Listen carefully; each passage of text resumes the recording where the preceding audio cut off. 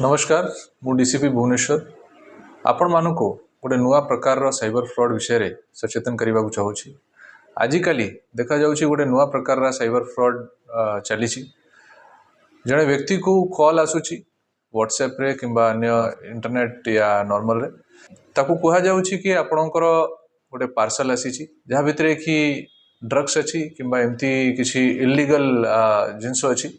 या छड़ा ताकू कहा जाउछि कि आपन नारे गोटे वारंट आसी और आपन को अरेस्ट कर दिया जिवो आ ये सब कहिकी से लोक को डरा जाउछि तापरे कॉल को गोटे अन्य व्यक्ति पाखरे ट्रांसफर कर दिया जाउछि जे कि तार परिचय पुलिस अधिकारी हिसाब रे दउछि आ से यूनिफॉर्म रे देखा जाउछि विक्टिम को स्काइप रो गोटे लिंक पठाया जाउछि आउ ताकू वीडियो कॉलिंग माध्यम रे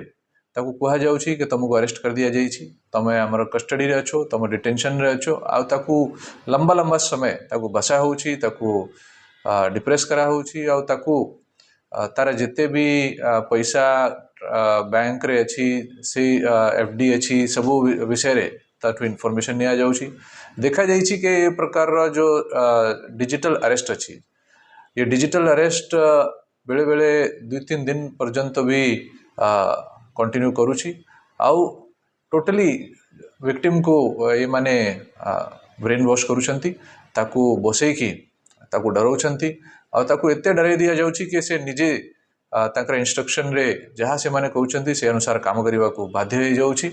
आउ विक्टिम जाइकी तार अकाउंट रु सब पैसा से मन को ट्रांसफर करबा को भी बाध्य होउछि। आपण मानू समस्त कही देबा चाहिए कि ये सब प्रकार जो कॉलर्स अछंती ये समस्त साइबर फ्रॉड अछंती एमती कोनसी प्रकार अरेस्ट पुलिस द्वारा करा जाए नहीं यदि आपण को एमती गोटे फोन आसुची कि आपणकर गोटे पार्सल अच्छी जोटी कि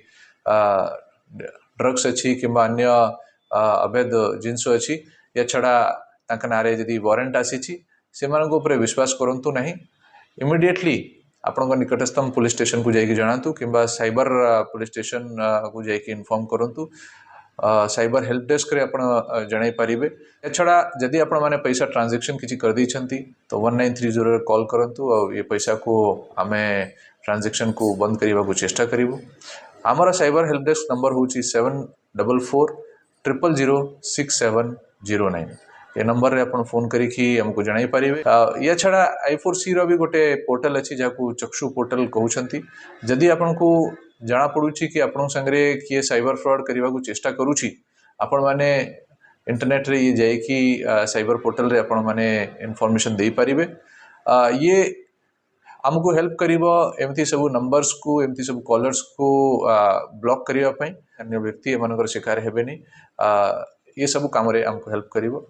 आपण मानको समस्त को मोर रिक्वेस्ट रहइबो कि आपण माने जदि एमती कोनसी इन्फॉर्मेशन पाउछंती इमिडिएटली पुलिस रा साहाय्य नियंतु। धन्यवाद।